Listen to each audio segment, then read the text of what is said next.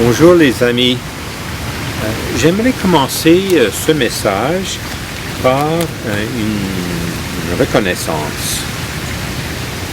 Je tiens d'abord à souligner que nous nous trouvons sur le territoire visé par le traité numéro 1 et que les terres sur lesquelles nous sommes rassemblés font partie du territoire traditionnel des peuples Anishinaabe, Cree, Oji-Cree, Dakota et Dene, et de la patrie de la fière nation métisse.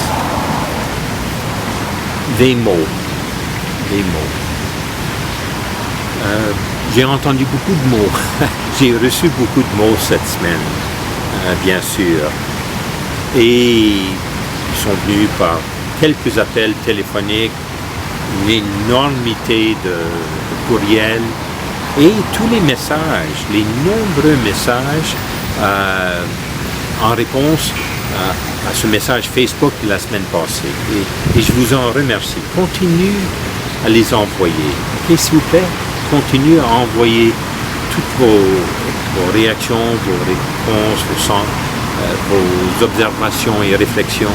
Ça m'est profondément utile. Tous.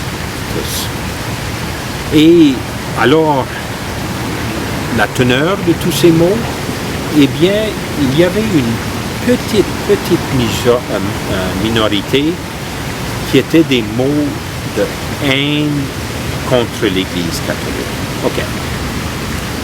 Il y avait énormément de mots, de cris de cœur qui venaient de catholiques fidèles, pratiquants, engagés, qui étaient vraiment confus, si mal pris devant tout ce qui se disait et se faisait dans notre pays autour de cette question résidentielle, demandant aux évêques, demandant à moi comme évêque, demandant au Saint-Père, mais quoi? On y reviendra à un autre temps. Et aussi des messages, des conversations plutôt, qui ont été pour moi extrêmement riches, pas facile, mais remplis de grâce, remplis de Dieu, de la parole de Dieu.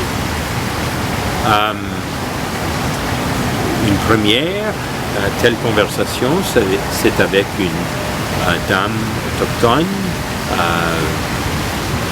assez âgée, ce qu'on appelle un elder, absolument, vu comme tel dans son peuple, et qui a été aux écoles résidentielles, Sagin, Fort Alex et Le Bret, qui a survécu, mais vraiment continué son éducation et est devenu un chef de file au Manitoba pour l'éducation des indigènes et des autochtones.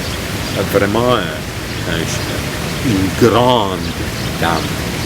Je la connais depuis plusieurs années et on a commencé la conversation, elle me disait « Oh, je veux te laisser savoir que mon frère est décédé. » Et moi, je connaissais un tout petit peu son frère.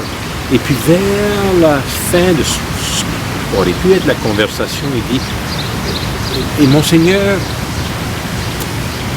cette affaire-là du pape. » Et là, la conversation est allée et elle m'a raconté beaucoup de ce qu'elle avait vécu, comment ça l'avait marqué, elle, ses filles, ses petites filles et sa famille. Le fait d'être... Elle est profondément catholique.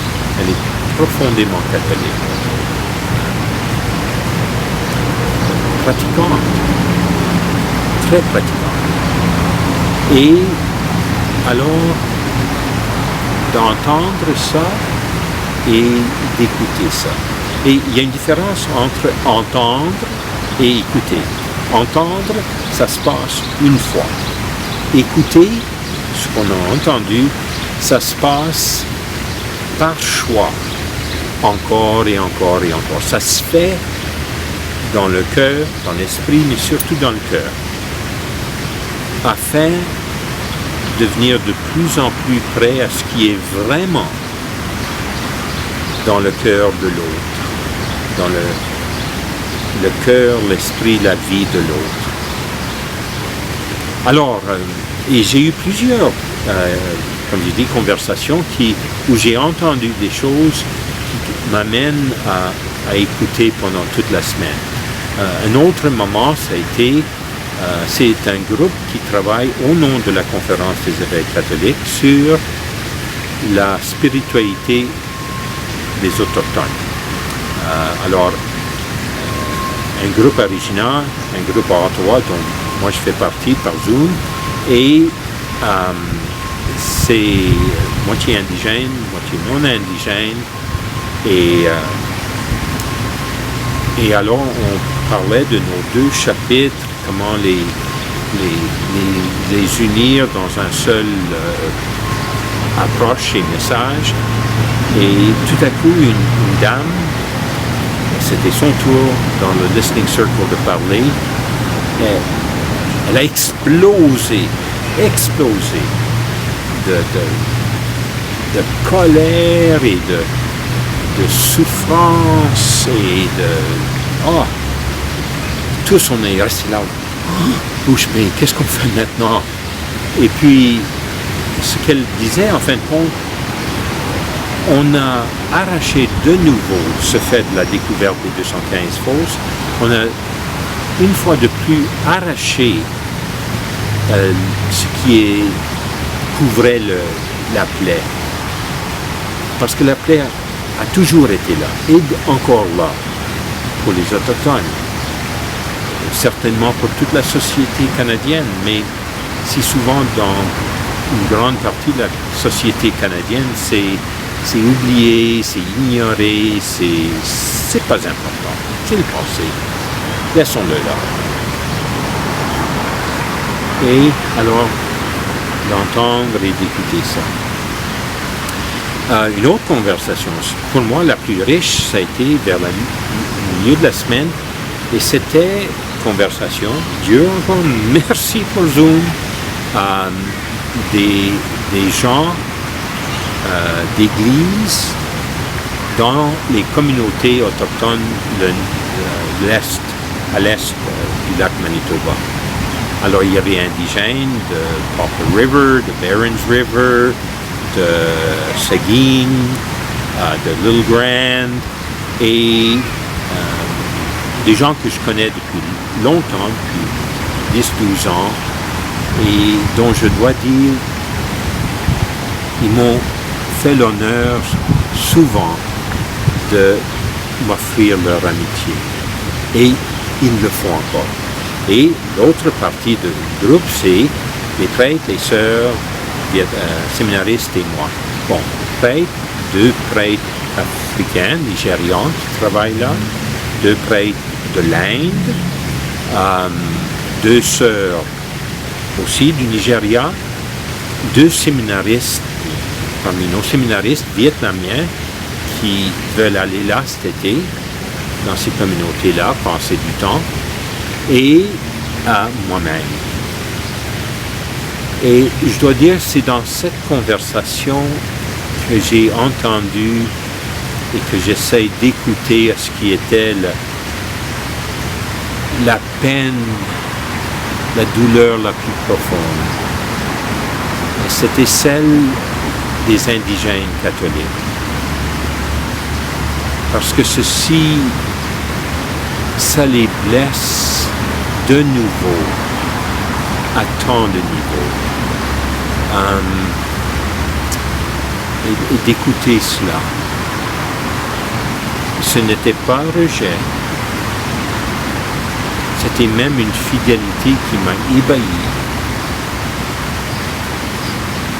mais une fidélité qui dit il faut avoir la reconnaissance, il faut avoir la vérité. Pas juste parmi nous, les indigènes, on a toujours su.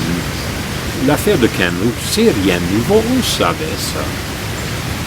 mais à travers toute l'Église au Canada. Éducation, information, reconnaissance, vérité. Demande de pardon. Et moi, j'ai pris l'habitude de dire, et non pas de mauvais gré, mais de pleine volonté, je vais demander pardon au nom de l'archidiocèse de Saint-Boniface et au nom de l'Église universelle, l'Église au Canada, l'Église universelle, en leur nom, en notre nom, de demander pardon. Et aussi longtemps et souvent que c'est nécessaire pour l'intégrité de la conversation et des relations justes, vraies, qui se développent. Ouais. Et puis ensuite, vers la fin de la semaine, une discussion dans le cadre encore d'un effort de la CECC, dialogue œcuménique, évêques anglicans et catholiques. Et alors, catholiques, il y a un évêque de Victoria, il y avait moi, un évêque de Québec, et un évêque de l'Inde, Syro-Malabar, rite Syro-Malabar de la province de Kerala, mais il y a un diocèse de ces gens-là, de ces catholiques-là au Canada. J'en reviendrai à cette discussion parce qu'elle était très, très riche et intéressante. Mais alors, un cercle d'écoute, un listening circle d'abord, ce qui était dans le cœur et dans la vie des évêques catholiques d'abord, puis ensuite des évêques anglicans. Mais c'était pour en venir, et vite c'est venu à ça. Partage, pas discussion. Partage. Comment en Église,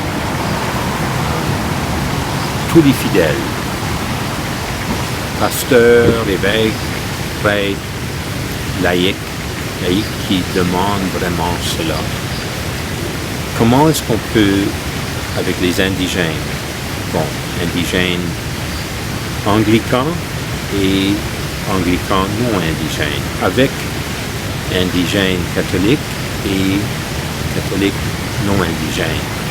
Comment est-ce qu'on peut avoir une vie d'église, de parole, mais surtout d'action, qui fait que plus jamais l'autochtone, l'indigène, surtout les enfants, ne se diront comme ils ont été apportés à se dire à soi-même parce qu'on leur démontrait ça. On ne m'accepte pas, je ne suis pas assez bon dans culture, spiritualité, enseignement, manière d'être parent, mode de vie, tout ça. Qu'on en vienne à un moment où nous sommes vraiment frères et sœurs sans distinction. Pour chacun son identité. Alors sans division. Et ça va prendre une lutte acharnée contre la haine. Et ça, une lutte acharnée dans le cœur de chacun de nous. Et ensemble. Beaucoup à entendre, beaucoup à écouter. On y reviendra la semaine prochaine. Bonne semaine.